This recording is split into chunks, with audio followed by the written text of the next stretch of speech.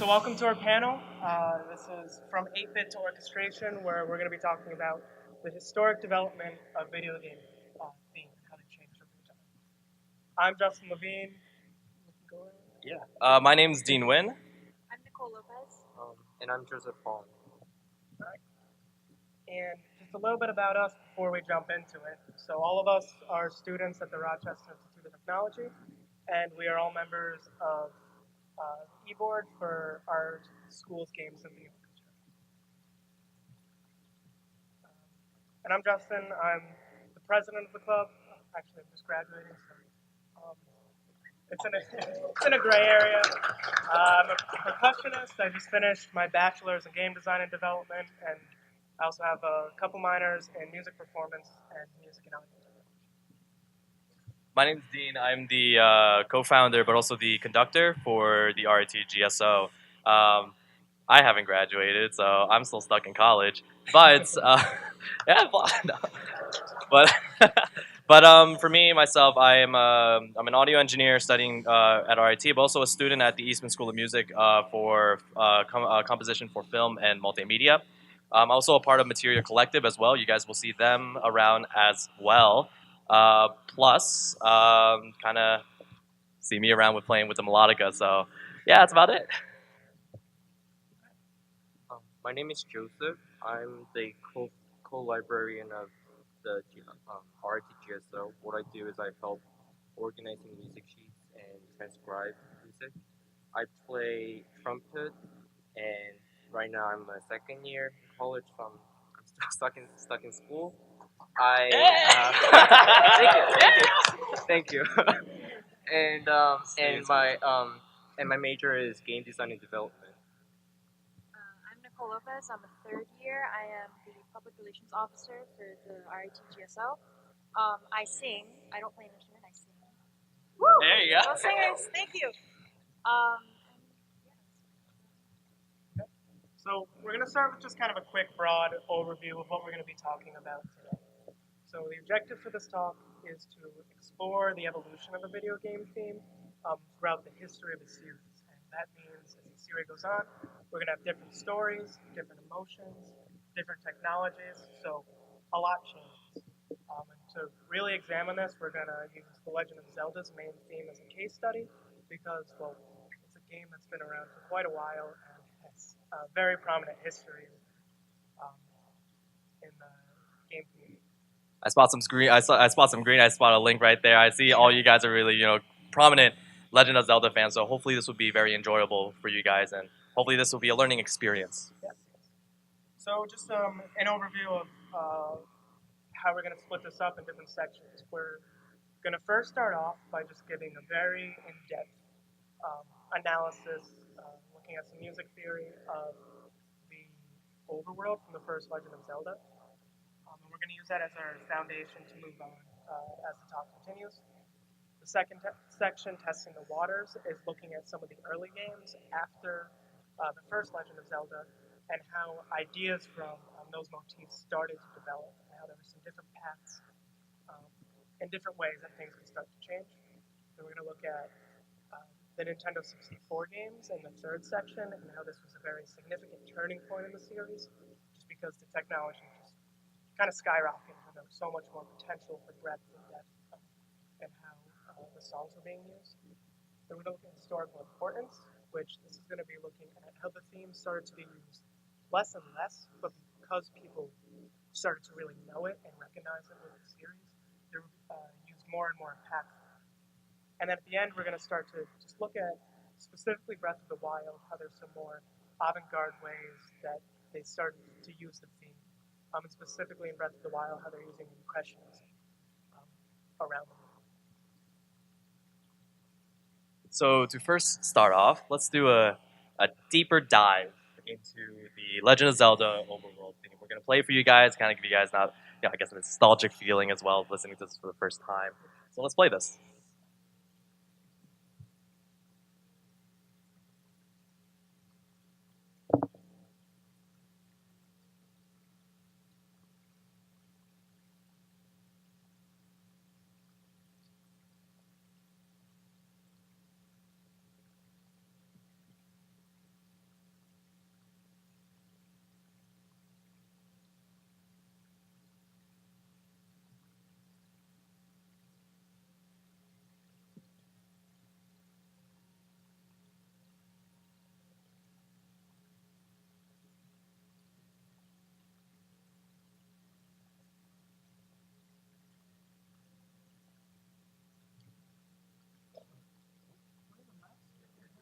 All right. We and all want you to just hear it one forever. quick clarification. We're going to be looking at the Overworld theme. This here is the title screen, which really is just a remix of the Overworld theme. And because it's slowed down and has a little bit less voices, we just thought it might be easier to pick out some of those motifs that we'll talk about.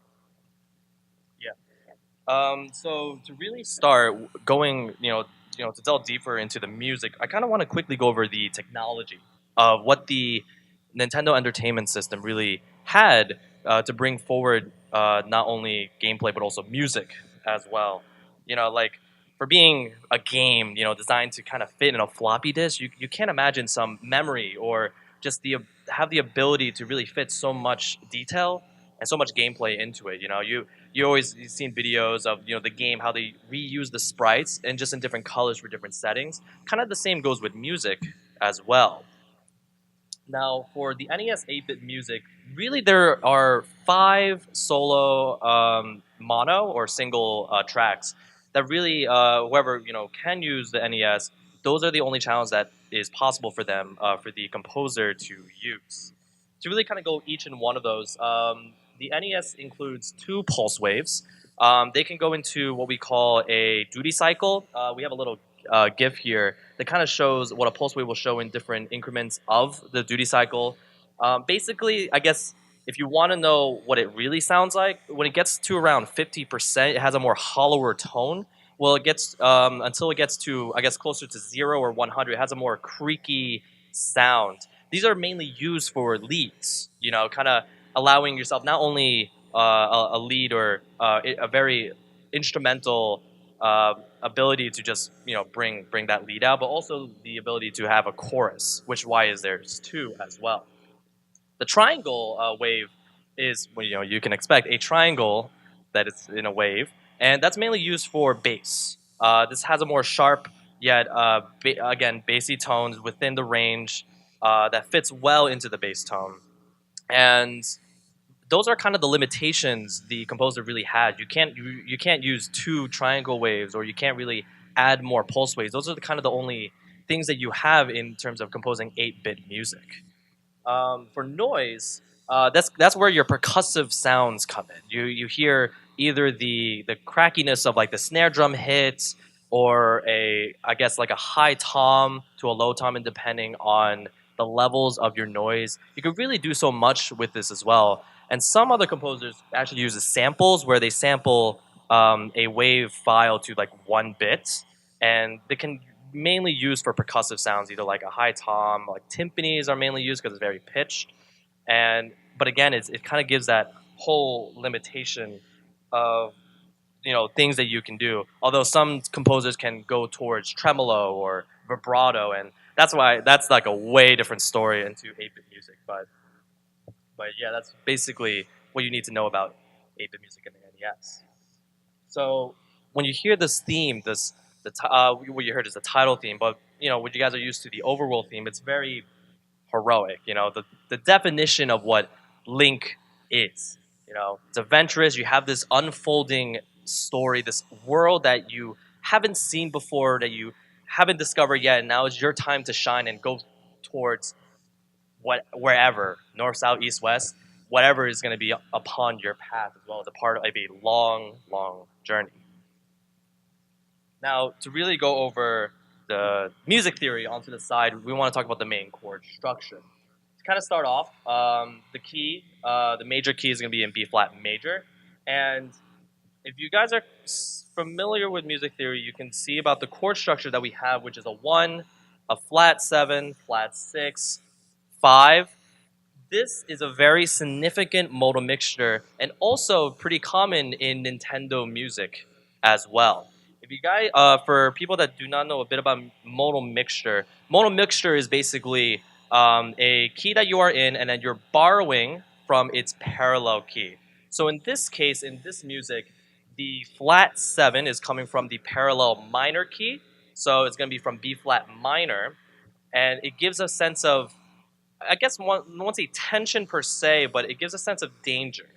When you're going through something that's minor, it kind of gives a sense of secrecy. Kind of, you don't know what's going to happen yet, so this is something that you're going to be surprised with when you're going towards the story. Same thing when you go to the flat 6 and now to the 5, which gives big tension, and now going towards with the story.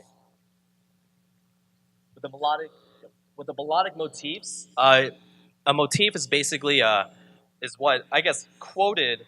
If you kind of go what music theorists really say about motifs, but motifs are just short musical phrases that can have some special importance, really in the characteristics of a composition. It's quoted as like the smallest structure unit possessing thematic identity. And if you look at what we highlighted, it's very simple is what you see. The down a perfect fourth, the blue is what's highlighted. Ba, ba. I promise you, whoever's gonna hear that, they're gonna assume it's Legend of Zelda and really nothing else. You know, they're not gonna think of it Star Wars. They're not gonna think of it whatever. They really, when they hear that, it's gonna think about Legend of Zelda. And I guess they're the first ones to really get that, claim. And not only they have that, but the 5-note ascending run, the run that you will hear, da da da da da, not only goes to a perfect fifth, really gets that high energy, that energetic feel, but it's fast. It kind of shows more detail into the music. And not only we have the melodic motifs, we also have rhythmic motifs as well. Same thing when you can go to the 5-note ascending run. Again, we have the 16th notes that kind of gives more to offer with the music. It kind of gives a call and response when you hear this, ba-da-da-da-da, ba-da-da-da. You hear this call and response that's kind of going towards, which gives really a sense of continuous adventure. Think of it like a horse, that's continuing running, or just yourself that's running. What's unique about this music, though, is the polyrhythm. Polyrhythm is basically two conflicting rhythms that coincide, or that plays simultaneously within it. In this music that we have, you can see that the 16 notes are with triplet notes, and that itself is not really a part of the whole rhythmic structure. 16 notes are kind of within one quarter note, while you have triplets that are like really not in lined up with those 16 notes. You have a sense of tension. You have a sense of irregularity that allows you to give yourselves, again, what I kind of continuously say, a sense of danger, a sense of tension that feels through. And you can see that later on in later installments, that it has not only this bravery, this heroic feel, but also that there's danger lurking ahead, and that you will face, or Link will face, in the later run. Now, in rhythmic motifs, there's another thing that's really special is the Gallop Motif. A Gallop Motif, if you see from there's a lot that's within the music. It's kind of like a horse, bup, ba da bup, ba da bup, ba da bup. It's the sound of a horse that's galloping.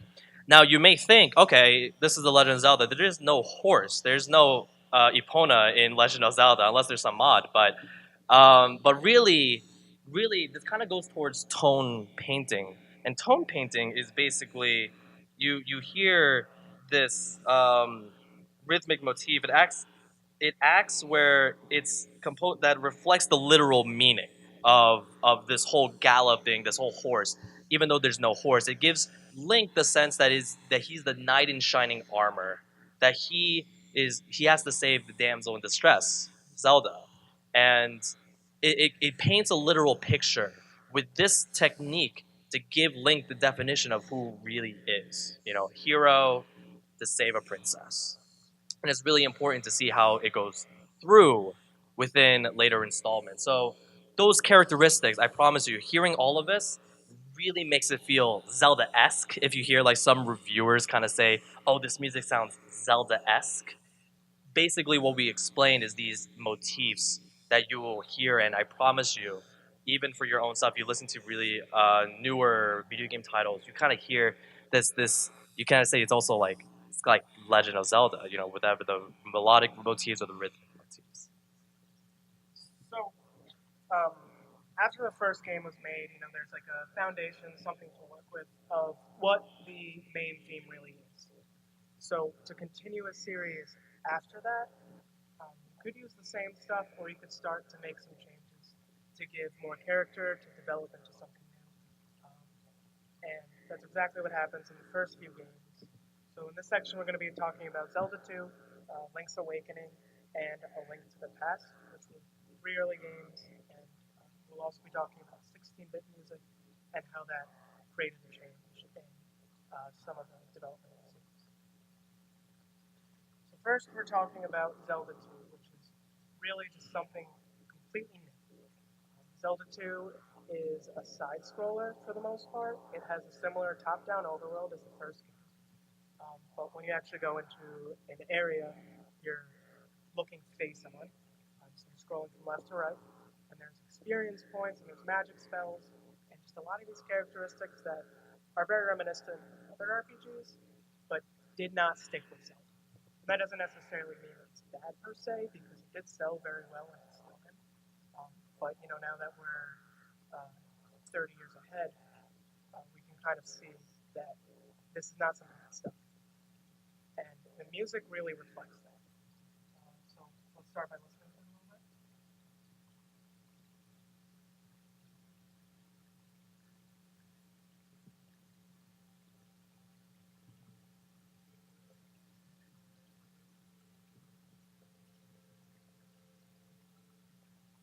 Okay, that's fine. So, first thing I want to point out is that there definitely is stuff that is the same. The beginning is basically just a modulation of the original Overworld theme. It's very much the same. Instantly, you think this is Zelda. And again, we're talking about the second game in the series, so of course it's not going to be super established yet. So you want something super obvious to point out. And then as we go in, you'll hear some of those motifs we talked about in the last section. You'll hear 5-note runs. You'll hear that Gallop Rhythmic Motif and those 5-note ascending runs. All those are used, but the melody itself is just completely different. And a lot of the characteristics, especially the rhythmic ones, were used because of the limitations of the Nintendo Entertainment System. Because they only had those 5 channels to work with, figured out some patterns that worked to get that heroic feeling, that energy of the adventure. But those techniques were used for the emotion, but because it is a different game, took a very different style of gameplay. The majority of the theme itself sounds very different, although it's using a lot of the same characteristics. And contrary to that, we can look at a theme like Link's Awakening. So Link's Awakening was on the Game Boy Color, which still had an 8-bit sound chip. It was fully top-down, a lot more similar to the first game, but some newer graphics. And it was also the first handheld game of the series. And handheld games are typically meant to be more pick up and play, so you're going to have some ideas of really being able to jump into the idea and jump out of it without having too much of a disconnect. So we're going to listen to the overworld of this game.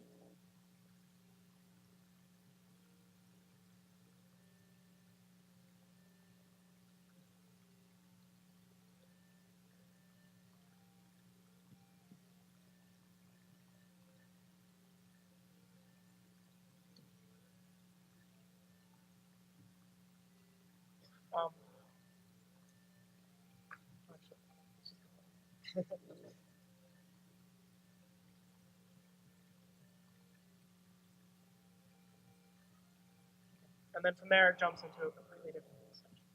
But the things I want to point out is it's very opposite to Zelda 2, because in Zelda 2, the beginning was the same. In Link's Awakening, the beginning is very different.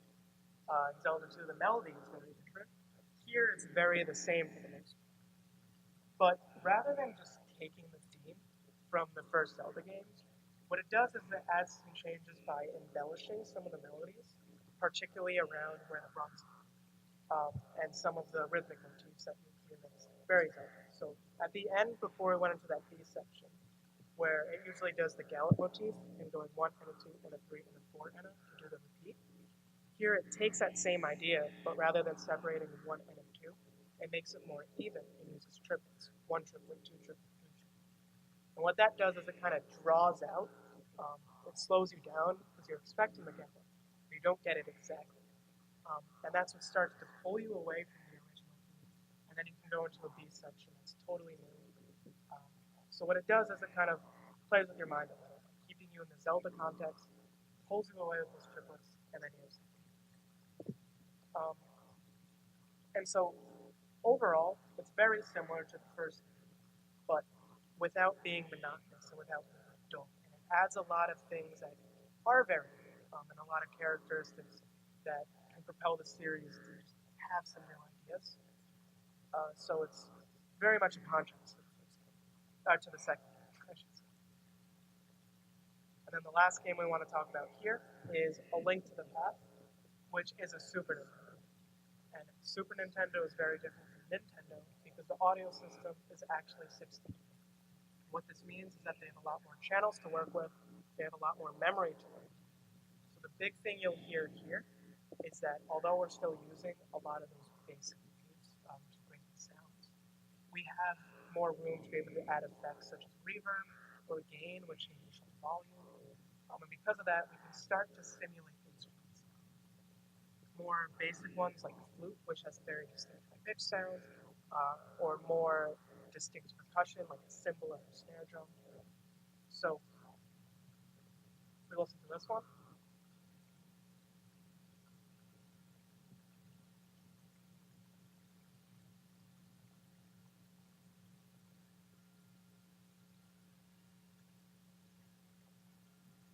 Okay. So the big thing to notice here is that they really did not differentiate at all from the original theme, and quite frankly, there was no purpose for it.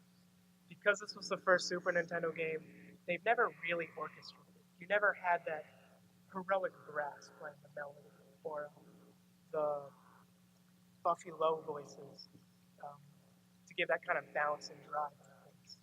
So that alone was so new and such an advancement in the development of those themes that that's really all they needed to do. So, looking at some of these new games, we could see that they started to move away from the original theme. We have an example like Zelda 2, where they tried something completely new, although because the gameplay didn't stick, much of the original themes didn't stick either. And we also have developments of old themes, like in Link's Awakening, and then we started to have some orchestration because of the capabilities of the Super Nintendo that finally came. So the next, I'll be diving into the next two games: Legend of Zelda: Ocarina of Time, which was released in 1998, and Legend of Zelda: Majora's Mask in 2000. At this point, Nintendo didn't use Super Nintendo anymore. They moved to a new console called the Nintendo 64,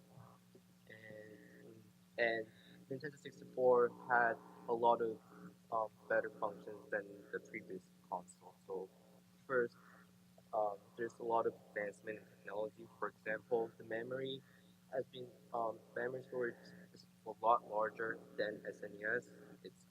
It's 4 megabytes. Like that's so large. Imagine that, 4 I megabytes. know it's wow, mega. And also the audio chip has been greatly improved. Even though it's still the 16-bit, the quality of music has been improved to a CD quality. So that makes the music more realistic. It can add to different, more variety of instruments.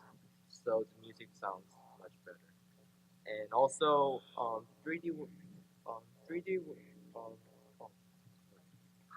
Um, Also, they can now put 3D models. So instead of just like a pixelated game, they can now put 3D models, animations, and since the memory again 4 megabyte, it's much larger. The story is now more, um, it's bigger. It extends to a whole new level. So that's what Ocarina of Time and Majora's Mask use that um, as their advantage to the music. So in Hyrule, it's Hyrule was the new era of um, Legend of Zelda titles. Not only because it was the first 3D the game is the first 3D game, but the music is just a lot different. So. So here, talk about this more, but this is a very long song, so I'm just going to skip through a couple sections to get the gist of it.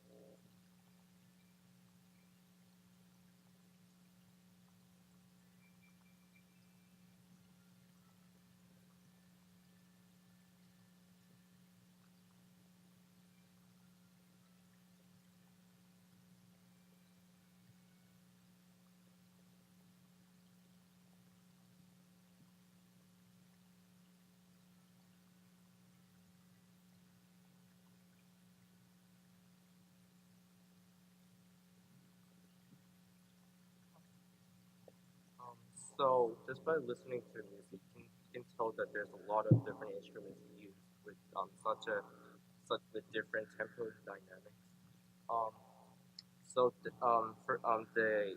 just for starters, the song starts with the melody with flute and some strings. Um, it's called Sun Song, which is one of the melodies that Link could play in the ocarina. And just by listening to that short opening, you can tell how um, how approved. I mean, how much Nintendo 64 can change a lot of styles. It starts like the dynamic starts really slow, then it builds up with the strings. It can change tempo. So it's also interesting that that song is being used in the beginning because it fits the story as well. Like Link, when the game starts, Link wakes up from his room and starts exploring areas, just like how the Sun song has been put in the beginning, and then the grand orchestra starts playing, um, and also the melody is um, um sorry another improvement is that the the length of the song has been increased a lot. So in previous titles, it was very short, repetitive. But now here it's over 5 minutes. Um, so it's very long with different styles of instrument used. But it does sound completely new. But there's some elements from the original theme used. For example, the rhythmic and melodic motifs were used from the original theme. You can hear the five note ascending run. So you can tell that this theme belongs to Legend of Zelda. Okay. So, the big point there is that if you look at Ocarina of Time, you see that there's a lot of point. There's all these different ideas, really long songs. And in contrast to that, the other Nintendo 64 game, Majora's Mask, has a lot more depth.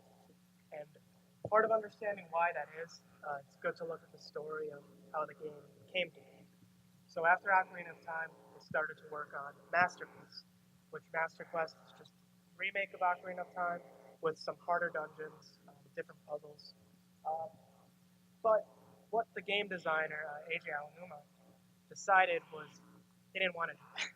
He wanted to work on something new and use his team to brainstorm just, a whole new world, something completely different. So the game director, Shigeru Miyamoto, he said, all right, I hear you. If you want to work on something new, that's fine. But you have to finish it in a year. And obviously, that's a big time crunch for a game of that scope. One of the defining characteristics of Majora's Mask is it runs around this 3-day time cycle that repeats again and again and again. And if you look at the game, it's built on the same engine of Ocarina of Time, and much of the assets are exactly the same. And a lot of that is a consequence to this decision of having to make the game in a year. So because of that, they were using a lot of the same assets, and rather than creating the breadth that Ocarina of Time had, it could focus more on just getting more out of all these characters and playing with ideas and stories, which is why the game revolves a lot around side quests and really getting to know these people. And because the day repeats, because there's a giant moon that's going to come destroy the world, uh, it has a pretty dark and ominous tone, the whole game. And the whole entire theme is just centered around death and grieving and overcoming. I still believe the game, like the moon is literally 90% of the game. Like the data itself is just the moon. Just increasing towards you and towards you and towards you. That's the secret. So let's listen to Termina Field, which is the overworld, essentially, of Majora's Mask. Just skip through a little bit for the sake of time.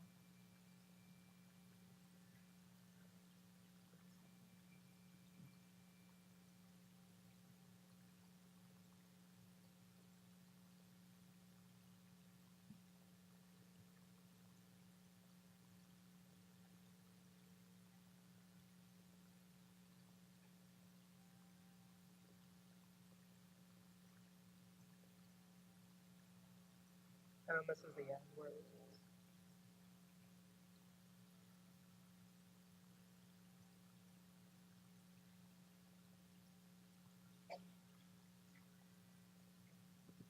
Um, so the name of this theme is Terminal Field, which by just listening in it, you can tell the sudden shift of tone from Ocarina of Time Majora's Mask.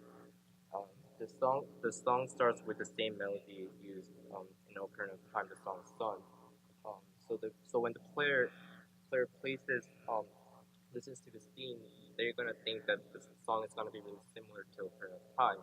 But after the opening, the main theme changes completely different to the Ocarina of Time melody theme. It's the melody sticks to the original NES theme, which makes it feel new because from the past titles they've been using different melodies and different types of theme. So just listening this original theme as the main as Link travels through the train, that just feels very new and fresh. So the theme starts with a dissonant marimba. Um, this is what makes the theme like slightly different. It has a dissonant chord that clusters in accompaniment.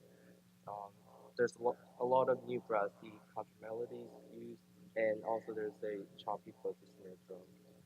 Um, one other important thing is that the Gallop Motif it it changes throughout the music. It as the song goes to the end, it changes to dissonant chord, and it's very prominent at the end of the music. So this makes the theme turn to adventurous and heroic to a dark, eerie um, theme.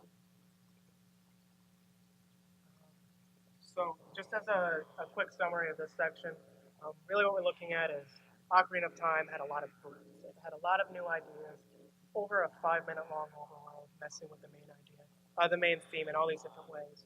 While Majora's Mask um, had a sense of depth where it was really able to hone in on this dark, mysterious environment by taking the original theme and adding dissonance, especially and that ending where you just hear the Gallop Motif go on and on and on, and it never really ends.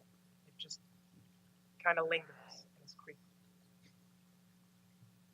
So, next section, we want to talk about historical importance. So, we're going to talk about quite a few games here, and games where the main theme isn't used in something as big as an overworld, but it's used in areas where it can be more important, even though it's not used as a.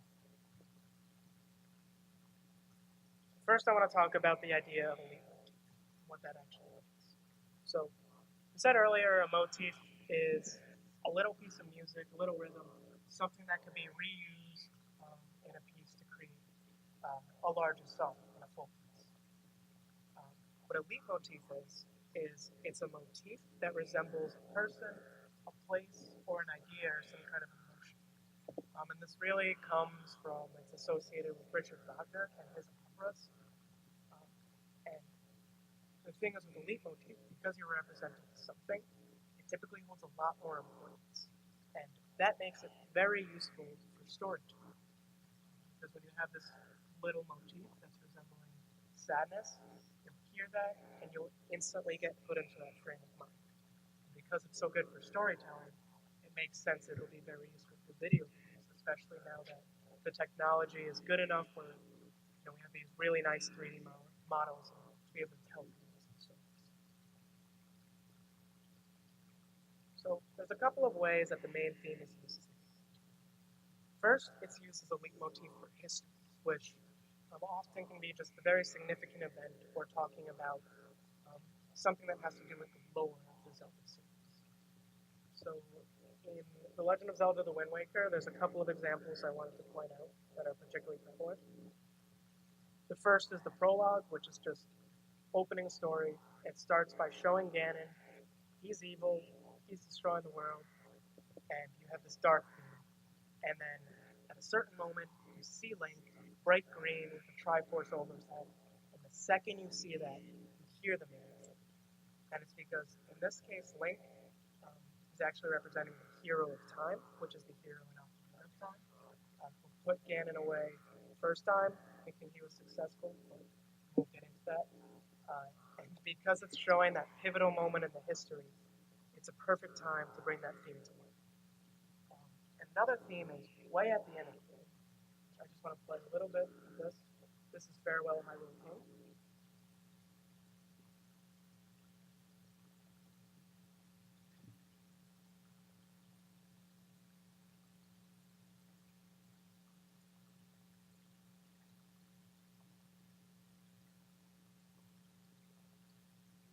And as you go through the song, it gets a little more intense.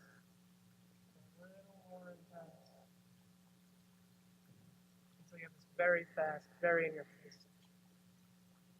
So when does this play in the game? At the end of the game, you fight Ganon, and you defeat him.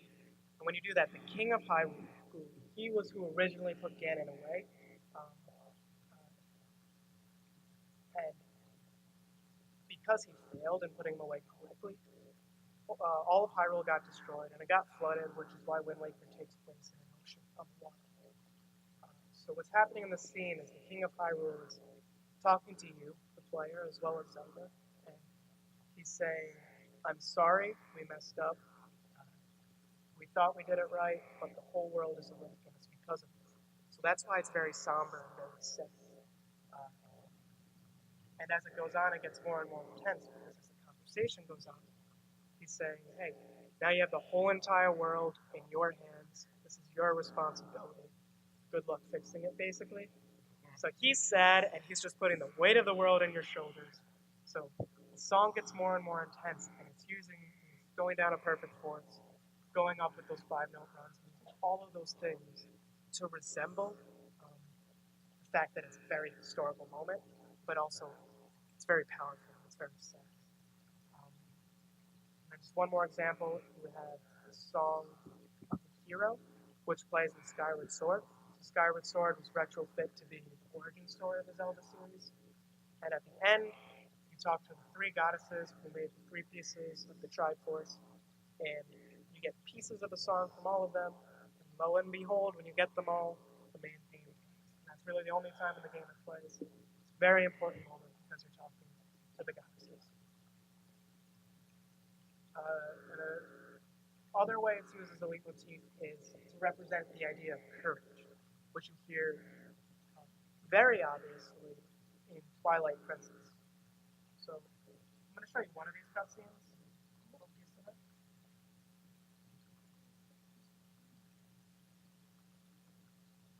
See this in the video?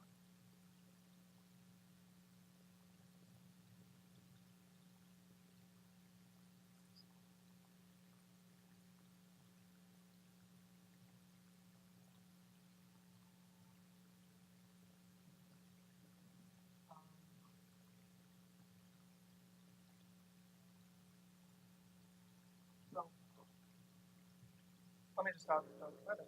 So this theme is using a lot of the same chord structures as the original theme. And throughout it, slowly and slowly will get closer to actually playing the motif of that first melody in the main theme. So what's happening here? So there's a scene in the game where you're in Kakariko Village, and it gets attacked by these orcs. And this little kid who you saw in Link's arm, his name's Colin, he jumped in front of the orcs trying to save everyone, but he's just a little kid. He's not very strong. He gets kidnapped. And eventually you save him, and you have this heartfelt moment where you're finally reconnecting.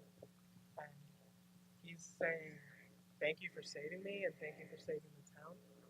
And so it starts kind of sad because he messed up and he was in a lot of danger. Probably should have died. And then at the end, okay, that came out a little blunt, but if there's ever a giant warthog running at you, don't jump in front of him. So what happens at the end of the song is it ends by playing the main theme of The Legend of Zelda. And this is representing the courage that, even though he might have been a little foolhardy and naive, he was very courageous in trying to stand up for his town, as well as you have the courage to save him and go after and save the town.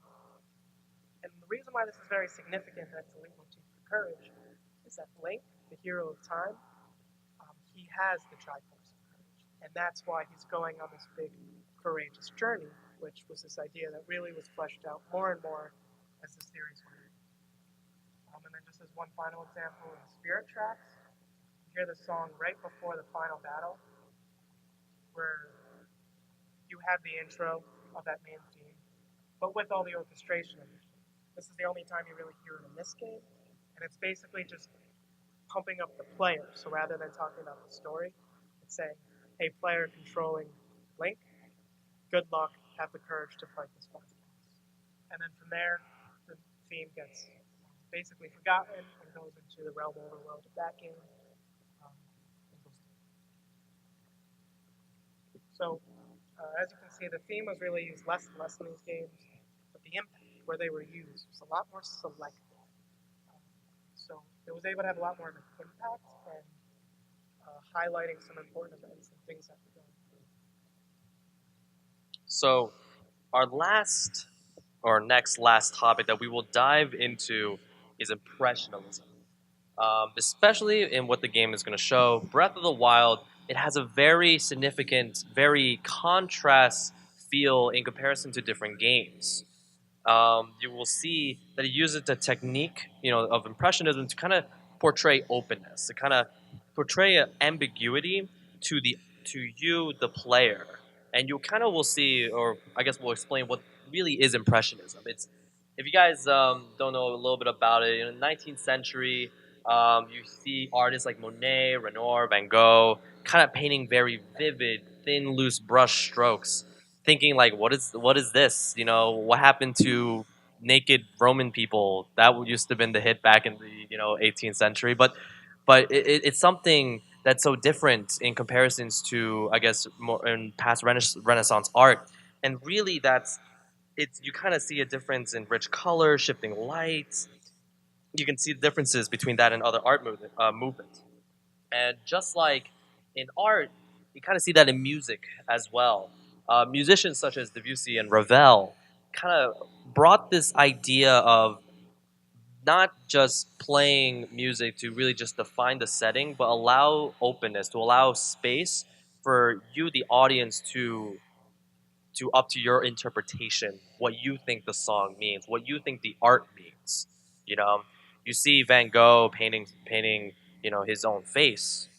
There's no definition except for his face, but really it's up to the viewer what really the artist thinks. The same thing really in music, that it's not only characterized by lush chords, it really focuses on emotion, moods. Let you really think what this means. It has extended harmonies, exotic scales, allowing you for a deeper dive into what this piece kind of means. To give a little bit of definition, not too much, but it gives like an ambiguous tonality, giving a sense of, I guess, of the unknown, giving yourself the idea to what you think this piece means. In Breath of the Wild, in the art style, it's cell shaded. It first started in the Wind Waker, which had a very more tune like. But with this kind of piece, this game, I mean, for you players that have this game on the Switch, this has vibrant colors, intense detail to light. It sort of just gives a whole idea of just the definition of impressionism and how the directors and game designers took a different approach to the art style in comparison to other Legend of Zelda games. And really, in the music, you can tell that with its openness. A lot of people initially when they got the game, they didn't really like the music, because it was so different. It was so contrast to other Legend of Zelda themes, overworlds, to its character themes. But I guess they didn't understand the interpretation of the directors and what they wanted to show. It uses silence in the title screen. Whenever you start the title screen, hitting continue new game, there's no music. It's just silence. It has slow parallax movement. If you guys remember the background, let's say like Link and Epona, and it has a background where the picture of Link and Epona is moving slowly, but the background is kind of moving faster. Almost looks 3D, but in a 2D, it's made in 2D, of course, it's 2D art, but it almost feels like it's 3D, moving gives a long transition. It kind of it's unique to kind of gives yourself the interpretation of what it means. And also, just one more point, there's not very much of a significant overworld theme, and it's really just focusing on sound effects, listening to the wind, and just enjoying your time in space. So some of the music can also show impressionism in this game. So like the two music I want to talk about was the riding theme when Link rides a horse and travels around the world. You can hear this music on day and night. Both of the music starts with a very gentle piano solo, more like a galloping. It sounds more like galloping, just showing that he's riding on a horse.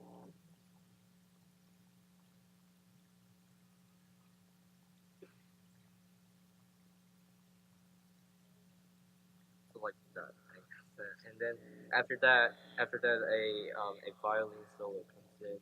Um, it's very slow and it's very smooth, very relaxing. But interesting thing is that um, the violin solo is a slower version of the previous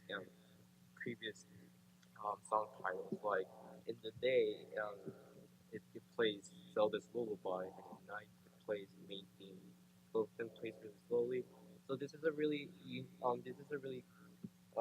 this makes it really unique because in past games, when it comes to exploring world, usually a grand orchestra or a lot of instruments play, just showing that like to show it's make it adventurous and heroic.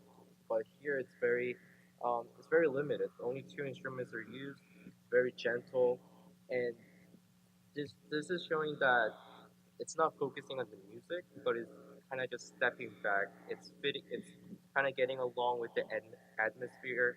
So um, the music, since the music is very responsive to the environment, that makes it really that makes it an example of intelligence. It's also used in the credits as well. It's way later in the song. It's a 9 minute song, and where it's being played, it's very light. It almost seems like a memory. Again, kind of have the idea. It's very sparse. Same thing in the writing day, writing night. It, again, acts again into impressionism, where it's so minimal, but it still gives a little hint that it's still Zelda and it's still a Legend of Zelda game where you have the adventure to go. So one of the nice things is that by having a lot of these impressionist, very open ideas where we're focusing on the environment, moments where you do have explicit references, they have a lot more of a punch to it, especially because of just the scope of the game and how long it is and how big the world is. Yeah. So I hope you enjoyed the talk. Just as a quick summary to go over what we talked about. First we did that kind of deep dive of looking at the Zelda overworld, and I hope we have a strong idea of just the foundation, what this whole series is based on. And from there, once you have an idea, you can start to kind of figure out new ways that you can change it to fit new stories, new worlds, and also work with your whatever technological limitations you may have. Um, but again, like these might just be initial ideas of how to change, because you don't know what people are going to respond to. If you look at something like Zelda 2, you probably forgot it because it just never really stuck, and so a lot of it kind of went away. Um, and then once the technology was good enough in the Nintendo 64, we could have these big stories and this breadth and depth to really use the music a little more cinematically, and just making as many ideas as we can, throwing things at the wall, see what sticks. Uh, and then once the series was solidified, we can actually use the theme to create these amazing worlds, using them as kind of lead motifs. In this case, it's used as a lead motif for history or courage all over the place. And then from there, we already had this solid foundation. We made some new ways of how to work with it. It takes some experimenting to get further from that. And impressionism in Breath of the Wild was definitely an experiment. Personally, I like it a lot, but it'll be interesting to see where we go from here and what other ways the theme's going to be used. So thank you all. Thank you to Mages and MAGFest for running this convention. And giving us the opportunity to talk about something we all love so much. I hope you guys enjoyed it. Does anyone have any questions? Or yeah.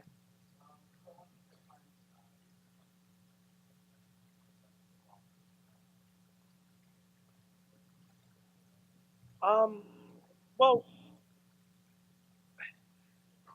I know I saw one article in particular that was kind of talking about tone painting and comparing it to Baroque eras. A lot of it is just kind of we're taking the qualities and just listening and seeing what we can mix together ourselves. Um, but if you look up Impressionism and Breath of the Wild on Google, I'm sure you'll find some stuff. Honestly, it is such a new topic, honestly, because not only Breath of the Wild is a new game, but it's such an experiment as comparison to other Legend of Zelda games. So really, like this was new to us, and giving you guys the kind of the idea. And glad you really brought upon the question, because you guys, I guess, understand how we thought of the game in itself, and definitely look into some impressions of music and comparison to that with that, and you'll kind of see the comparisons, but also the differences as well. Yeah.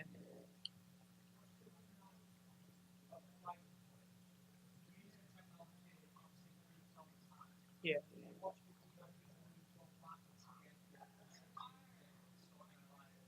Well, that's kind of an interesting.